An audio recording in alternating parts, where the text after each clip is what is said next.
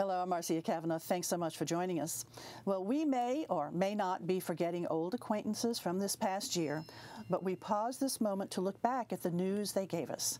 We will be recalling the top news items in politics, investigations, development projects, and even some wildcard stories. Lifting the glass with us are tonight's Informed Sources. Harold Laborde, producer of Informed Sources. Gordon Russell, the Times-Picayune, the New Orleans Advocate's managing editor for investigations. Don Ostrom, Channel 12's Future Watch reporter, and Stephanie Grace, political columnist, the Times-Picayune, the New Orleans Advocate. We go to Stephanie first. Yes. Always an active year in politics. It is. Certainly here. So you have a list for us, and that's what we're going to do. We're going to go down. Each of them have 10 stories. Yes. So what are your 10? My 10, starting with number 10. It was an election year, of course. 2019, we have odd-numbered elections here in odd-numbered years in Louisiana. So a lot of these have to do with the fall elections. The first one is an interesting look at voters, how people voted. The rest of the country, we're seeing kind of a shift. Suburban areas shifting more towards Democrats, rural areas shifting more towards Republicans. We saw that here in Louisiana in the governor's race, and I think anytime Louisiana actually behaves like the rest of the country, it's interesting. Number 9, we said goodbye to Kathleen Blanco, the former governor. Of course, this was not a surprise. She had terminal cancer, and she was very public about it. Right. She spoke about it, and one of the things that was very nice to see, I think, is that people really gave her due as she was making the rounds and making her final appearances, being honored in different places where she did have a big impact. You know, remember, she left under difficult circumstances after one term. I think there really has been a reevaluation of her tenure, and people kind of think back on it much more positively now in terms of laying the groundwork for the Katrina recovery. She even was honored by the Saints for her role in bringing back the Superdome, which I think a lot of people forgot about, but it was very important. Yeah, so really, I think we all remembered just the strength the woman had. Sure. She really demonstrated it as she approached her end. Absolutely. Next. Number 8, the City Council restricts short-term rentals. This, of course, is an ongoing fight. Yeah. It was the subject of a lot of the City Council elections. A lot of the people elected to the council promised to do this. They finally did it. It will kick in next year. We'll see how it goes, but it's a big change, and I think it's going to be a popular change, but it will. There are still legalities to work out. Not without controversy. Not without controversy. Right. Okay. Our next. Okay. Number 7, John Alario retires. That is big in Louisiana politics. Almost 50 years in the legislature. He was House Speaker. He was Senate President. He was a confidant to Democratic governors, Republican governors, and many of his peers. He was just, you know, people called Lyndon Johnson Master of the Senate. I call him Master of the Senate here in Louisiana. Yeah. And it will be a different place without him. And probably a much more confrontational place. Number 6. Number 6, John Bel Edwards signs a highly restrictive abortion bill. This was, people called it the heartbeat bill. It basically would ban abortions, depending on a few other things, after about 6 weeks. And again, John Bel Edwards, a Democrat, but anti-abortion. That's a big part of his political profile. He considers it a big part of his ability to be elected in a conservative state. But this one really hit some of his Democratic supporters. Right. It did not have an exception for rape or incest. It was a tough one. I think he would have preferred not to have had to have dealt with it, but he did sign it. So many Democrats unhappy. Very unhappy, yes. All righty. Next. Number 5, Louisiana polls go all in on Trump impeachment. Of course, we're talking about the Republican ones, but some of them have become really regular figures on national cable news in their defense of Donald Trump. I'm talking about Steve Scalise, the minority whip. I'm certainly talking about John Kennedy, who has had quite a run lately in his interesting opinions on Ukraine's involvement. And towards the end of the year, we had Mike Johnson, who is a Republican from North Louisiana. He's on the Judiciary Committee. He's a constitutional lawyer, so he's emerged as a very public figure, also defending Trump. One thing that's interesting about him is he came into Congress saying he wanted to bring more civility to the process, and you see him on TV now saying, isn't it interesting how Trump handles things? You know, that's handling the civility issue. And of course, there's Cedric Richmond, who's on the other side of it, and was quoted by national media, too. Very much so, and he's also in the Judiciary Committee, and he is, remember, national co-chair of Joe Biden's campaign, so he's involved in this, too. Okay, number 4. Number 4, LaToya Cantrell flexes her muscles. The mayor had a good year. It was her first full year in office. She had a bunch of successes. She got some ballot measures through that she wanted. She killed one that she didn't want. She got the fair share deal out of the legislature, so infrastructure money out of tourism that, you know, a lot of people said she'd have a really hard time doing it. She did it. Others have tried it and they failed, but they have. Done. And then at the end of the year, she helped carry Bel Edwards over the finish line. She's one of the people really behind the huge turnout in Orleans that helped him. So it's going to be interesting to see what she does with that capital she's earned with him. Number three, we have a couple of new parish presidents in the region and a couple of well-known parish presidents departing. Cynthia Lee Sheng was elected in Jefferson, really quite decisively over the former parish president, John Young. She'll replace Mike Yenny, of course, who had the sexting scandal and did not run. Mike Cooper, elected in St. Tammany, he beat the two-term incumbent Pat Brister, who was, again, very well regarded, but kind of had raised some taxes, and she ended up not being very competitive with him. Number two, Republicans cement control over the legislature. Both houses of the legislature were previously majority Republican, but now the Senate has a supermajority, which means they can override a gubernatorial veto. The House didn't quite get there, but it's very, very conservative. And with people like John Alario and some of his peers gone due to term limits, a lot of the moderate Republicans who last time had a relationship with Governor Edwards are gone. So I think we're looking at a much more confrontational situation between the governor and the legislature. So legislative session should be pretty interesting. Yes, it should. Okay. And you're number one. And that brings us to, of course, the big story was Bel Edwards is back for a second term. And in some ways it shouldn't have been a surprise because he's a pretty popular governor for a Democrat in a Republican state. But he is a Democrat in a Republican state, and that was his problem. And the campaign against him, Eddie Risponi, wound up being his runoff opponent, not well known at all, but Donald Trump was here a number of times, and the party really tried to make it about national politics. He escaped. He made it not about national politics, but not by that much. Right. I thought on election night that when Edwards was making his victory speech, he was going down the line, and then he came to Donald Trump, and you wonder what kind of venom we're going to hear here. Yeah. And what he said was, bless his heart. Yes. And it was quoted all over the country. Yes, it certainly was. Yes. Yeah. Okay, Steph, thanks a lot. Thank you. Gordon, over to you. Investigations, never a shortage of those either, and of course that's what you do over there at the paper. Yeah, a lot of great investigative work this year. I'll try to run through some of the highlights quickly.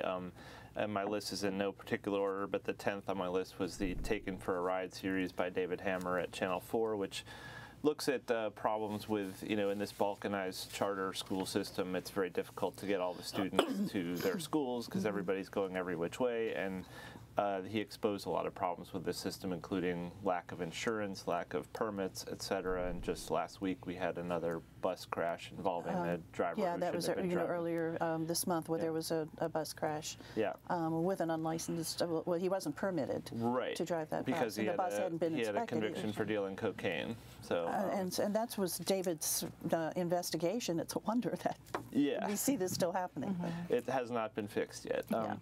Next on my list was the Ninth Ward Field of Dreams project, which was by Lee Zurich of Fox 8 and Jeff Duncan of The Athletic. Just a great story about this, a sad story about this. There were elaborate plans to build a football stadium in the lower Ninth Ward to bring Carver High School over there and to sort of jumpstart the neighborhood. A lot of money was raised, a lot of goodwill went into this, and the money's all gone, and there's really not a lot to show for it. Yeah. Not fair to the kids, that's for sure. Next on my list, a little home cooking, was a story I wrote about the 2005 drug death of a young man named Joey Georgiousis. This is really a story about how money and influence can affect criminal investigations, and this was a young man whose father is very influential, close to a lot of politicians, and there's now a federal grand jury investigating this death, which was ruled a drug overdose, but it's approximately the third or fourth investigation into this death, and the father believes there was foul play, and with multiple agencies looking into it, a number of agencies, and now the feds are now looking into it. The feds have the district attorney's office and OPD and so forth. Almost 15 years later. Yes. Yeah. Okay. Next on my list was this story that WDSU, Travers Mackel and Greg LaRose at WDSU did a story about. LaToya Cantrell had a sort of elaborate Essence party last year. Actually, the party was in 2018. Their story was this year, looking at how she had to raise money to pay for this party, and a lot of the money came from vendors who were looking to do business with City Hall, and some of them got franchise contracts with City Hall. And that was 2018. The party was a lot bigger, a lot more expensive. Yes, in a different location. This year it went back to a smaller party? Yes. Okay. Next on my list was this really sad story involving the Global Wildlife Park on the North Shore. This was done by Mike Perlstein at WWL and Sarah Pagones, my colleague. And it was a look at the maltreatment of animals at this park that's visited by a lot of school kids on the North Shore.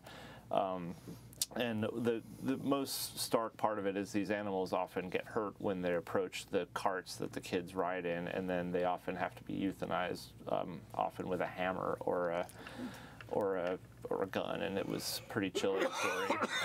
Kind of a dark turn to this children's novelty park. And of course the owner of the park basically said improvements would be made, or there's also another aspect to the story of whether the owner is sort of improperly benefiting from his nonprofit status. So that was a troubling story. Yes. Another troubling story was broken by Marta Jewson at the Lens. It was a look into grade fixing at Kennedy High School, which led to a lot of heads rolling at the organization that runs that school. A lot of kids' graduations were put on hold while this was looked into. And of course, this is a peril of the system in which graduation rates have a lot to do with whether a charter is revoked or not, and a lot of pressure to raise those rates. And this is the sort of thing we always need to be mindful of. Another story really not fair to the kids. Not fair. Really hard on the kids. Next on my list was the Hard Rock Hotel collapse. A lot of great work done by a lot of local reporters on this, but some highlights. Of course, 3 men were killed in this collapse, and there's a lot of questions about the quality of the work, whether the plans were followed, whether the designs were adequate, whether the concrete cured for long enough. There's a video that you may recall where a worker showed some of the problems several days before the collapse happened. Next on my list was the Polluter's Paradise series that my newspaper has done with ProPublica, which is a look at this ongoing industrial boom in Louisiana and whether we're ready to receive, whether we're doing a good enough job putting these plants in the right places, whether we're holding them to account. A lot of these plants are going into the most polluted areas already, and really without a lot of questions. Next on my list was the Cost of Choice, which was a terrific series done by the Times-Picayune, Fox 8, WWNO, and Reveal, and it was a look at voucher schools, the schools that get are allowed to take private schools that get public school money to teach kids who are going to failing public schools and then transfer to these schools. And a question around this program has always been, are these schools better than the public schools that they're leaving? And this story answered that question, and really a lot of them are not, and a lot of them would be F-rated schools if they were in the public system. Okay, and then your last. Last on my list was our look at the judicial secrecy and corruption in the judiciary, which we had the sort of centerpiece of this was a look at Jeff Hughes, who's a Supreme Court justice, and some misconduct that he had successfully kept secret for the last 20 years, in which we exposed, and I think is going to lead to some additional transparency and what happens when judges misbehave. Okay, thanks a lot, Gordon. And a few of those stories, investigative stories, really did impact kids, yes, which negatively, which is just really very sad and unfortunate. Just quickly, the U.S. Attorney's Office started coming into its own this year. What did you see? Are you seeing a lot of activity from there? You know, I wouldn't say, like, I mean, Yes, but the thing that always gets a lot of attention, I think, is the public corruption investigations, and there hasn't been as many of those recently, and I don't know if that's because our officials are less corrupt, or they might have something that they're investigating that we don't know about yet. Or they're better at their corruption. Or that could also be it. We had a state senator get charged recently, and that's been one of the only kind of public corruption probes we've seen. But they've been spending a lot of time, I know, on this investigation of the bank, First NBC Bank, which we're still waiting for a big indictment on that. And Jack Strain? Yes, that's also, yeah. Okay, all righty. Thanks a lot again, Gordon. Dawn, we're going to go over to you and about different projects that have been developed over this past year in the community. And I limited my list to 7. There are projects all over our region, but I picked my favorite, or the 7 that I thought would resonate with everyone. And this actually could be number 1 on a lot of people's lists. It's number 7 on mine. It is the CELA work uptown being finally finished. That's all along Louisiana Avenue from Claiborne all the way down to Constance and on Jefferson Avenue.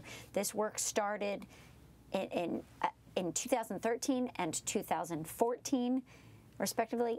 It did not finish until this fall. So for years and years and years and years, people were busting tires and scraping bottoms and having to take detours.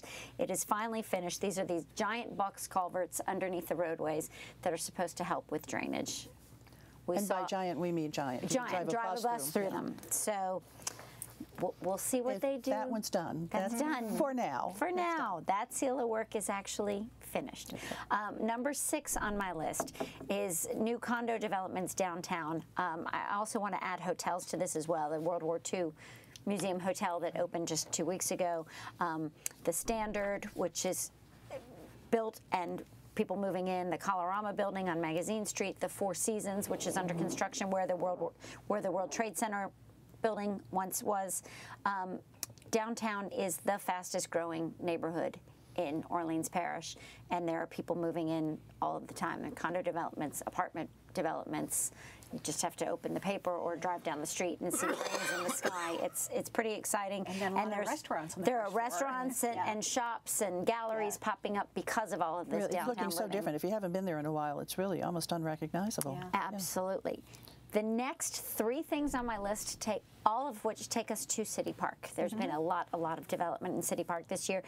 The first thing I'm going to talk about is the Sculpture Garden, where they've added 6 more acres to the existing 5 acres. So it's more than doubled in size with 26 large-scale sculptures.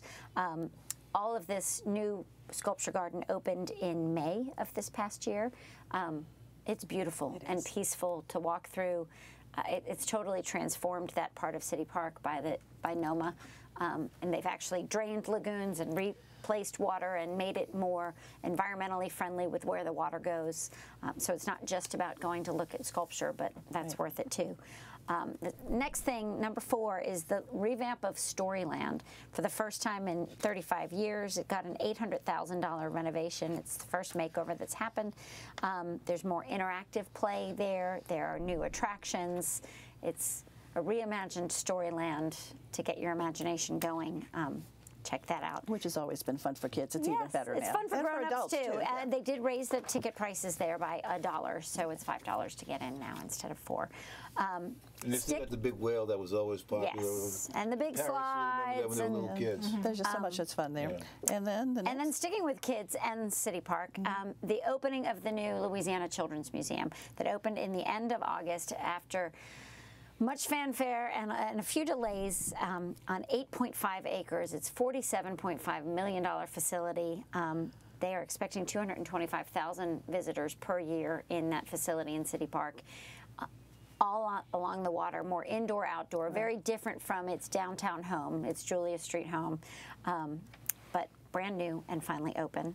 Also finally open, number 2 on my list, is the new airport, which opened with a lot of fanfare last month.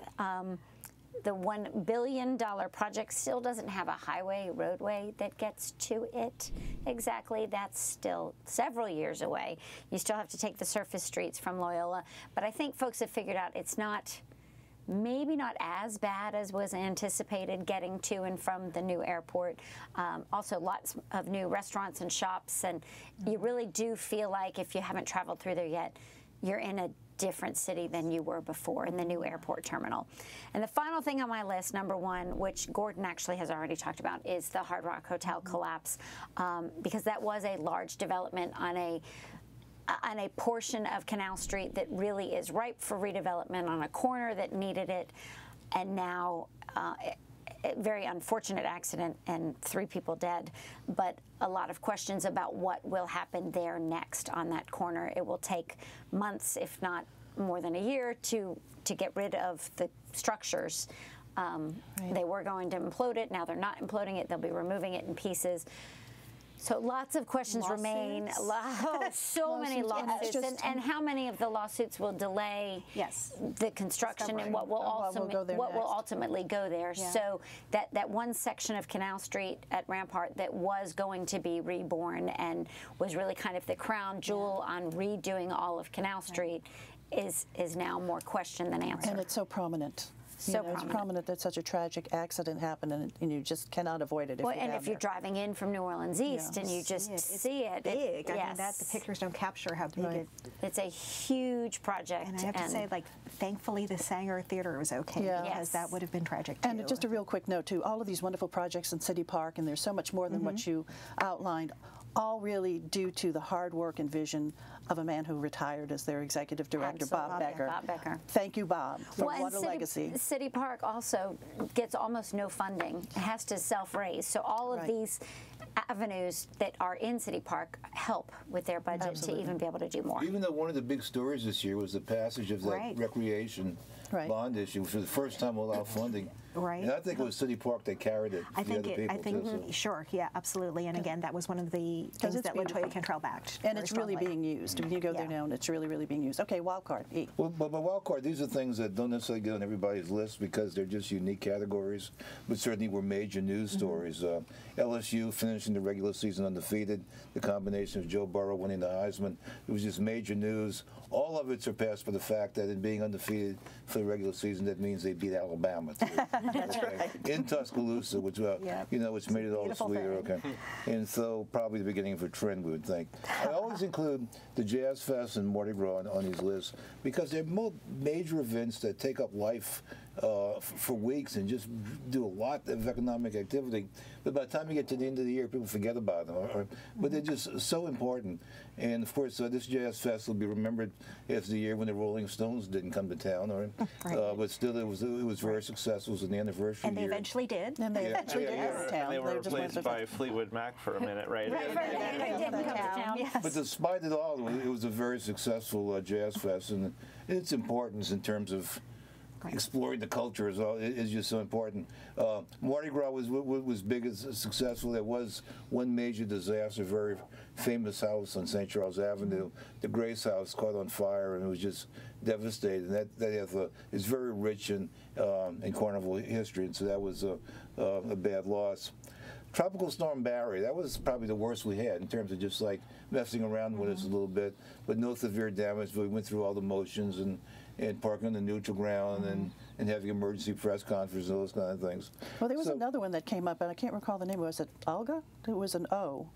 Sort of later in the season, and it was just a tropical storm, and it really caused some damage. They kind of more than Barry did. There was this really awful period of about 2 months when several people died who you'd call cultural characters, and they just really lost. Dr. John, Dave Bartholomew, the piano player, who was in so many of the early R&B, Leah Chase, writer Ronnie Vergetz, singer Spencer Boren, and it was almost Lee like Harris, Lil Queenie. Lil Queenie. There was so much of that one after the other, and it was sad, but also remind you just how rich we are in cultural heritage. We have all these people, but they're all a big loss. One construction project that I think is really cool, and maybe, I don't know if people have really had a chance to explore it yet, is the Sazerac House, which is built on Canal Street. It's on the same block where the where the Sheraton is, at the end of the block. It's a beautiful project. It's not a bar. It's not a hotel. It's really it's a museum about the liquor industry in New Orleans, and it's just beautifully done and beautiful exhibits. And it's not a place that you go and drink a bunch of Sazeracs. It's really you have to go to a bar to do that. Yeah. And we do that too. Yeah. Okay, next one, Canal Street But anyway, it's very impressive. The Canal Street shooting spree of a few weeks ago, there's several times that's happened. But I think that underscored the problem is amazing police work on it, though, in terms of bringing in. Right. The Pelicans and Zion Williamson and the incredible odds of them getting that ping pong ball, which gave them the first draft choice, and hopes were so high during the summer. And everybody was so excited because of the new players we'd gotten. It hasn't materialized yet, but maybe there's still the future. Of yes, course, there is. Williamson getting a serious injury. The no-call controversy could have arguably been #1 on everybody's list, because nothing captured the community spirit and anger. It was so much a part of discussion and made so much discussion nationwide as this did. I'm personally still mad at it. Okay? You're not alone. I can tell you the referee's name is Gary Cavaletto. Okay? But anyway, it really hurt. And it was like 2 years in a row when the Saints were that close to getting into the Super Bowl and something bad happened. And so that. And then the tragic plane crash of Nancy Parker. Yeah, took the life of Nancy Parker and the pilot. And it was very painful. Yeah, and it was the pilot, and they were just, she was working on a documentary about him. And it was just a major loss because everybody knew her, everybody liked her. And Channel 8 that Friday did an incredible job reporting on the story that they knew who the victim was, but because she hadn't officially been announced, they couldn't say. Yeah. And so they had to report it, but it was just a heartbreaking story. Heartbreaking for them, heartbreaking for the community and for her family, and our hearts go out to them still. Okay, it's been quite a year. What do you think we're going to be looking at next year? What are the big things do you think that are going to happen? I think it's going to be a big year for the riverfront. We're starting to see already this Louis Armstrong ship that came in. There's another one that's on the way that's going to be doing it. Hopefully, at some point, the ferry service will be back, and so maybe that can kind of reconstruct that.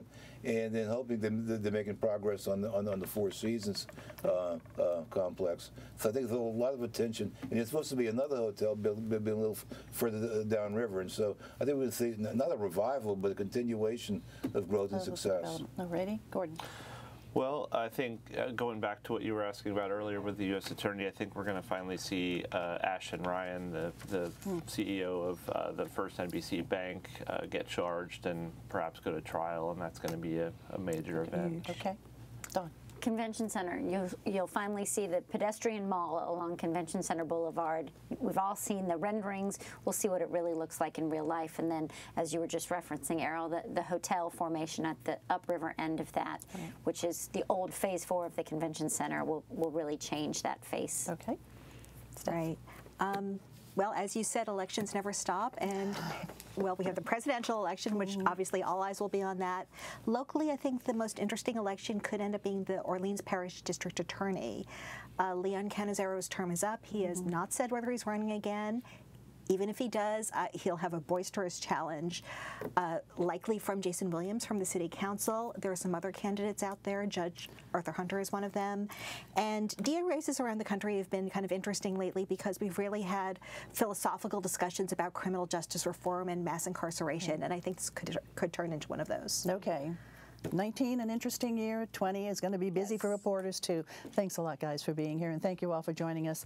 Have a happy, and safe new year, and we will see you again next week for Informed Sources. Have a good evening.